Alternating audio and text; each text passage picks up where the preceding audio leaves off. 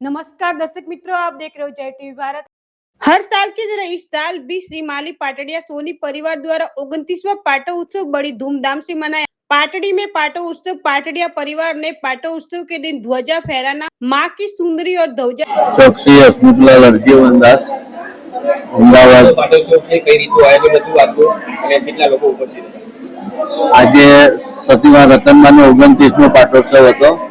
ગણતરી હતી 1900 થી 1000 વાળી, પણ ગરમીના હિસાબે થોડી પબ્લિક ઓછી થઈ છે। ખાસ કરીને કઈ રીતનું આયોજન દર વર્ષે કરો છો? 29 પાટોત્સવની કઈ રીતે આયોજન આજે થયું? દર વર્ષે જે પ્રમાણે આપણે આયોજન કરીએ છીએ, પણ છતાં બી આ વખત 29મા પાટોત્સવમાં પબ્લિક થોડીક ઓછી આવી, પણ સારા સારો પ્રોગ્રામ થયો આજે। કાર્યક્રમની રૂપરેખા શું હતી સમગ્ર દિવસ દરમિયાન સવારથી લઈને બપોર સુધી?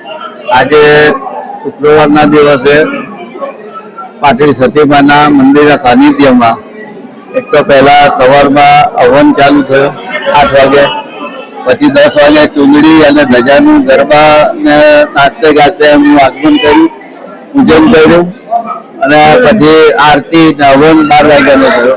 ત્યાર પછી આ સભાનું આયોજન।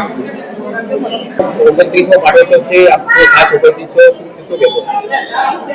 માથી મોટું કોઈ નહીં, જળદર હોય જગદીશ, સૌ કોઈ નમાવે શ્રી રતનબા આગળ આલિયા અને દાનવ માનવ દેવતા ખલમલકમાં કોઈ પણ માના જેવી મોજ તરે કોણ આપે આલિયા।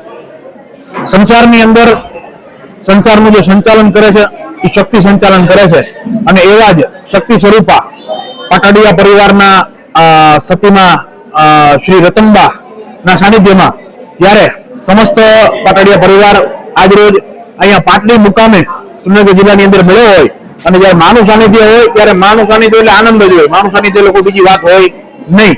અને અહીંયા ઉપસ્થિત તમામ પાટડિયા શ્રી રતનબા સતીમા ટ્રસ્ટના પ્રમુખશ્રી, ઉપપ્રમુખશ્રી, મંત્રીશ્રી, ટ્રસ્ટીશ્રી તમામ નો એક હૃદયપૂર્વક આભાર માનું છું અને અભિનંદન પાઠવું છું।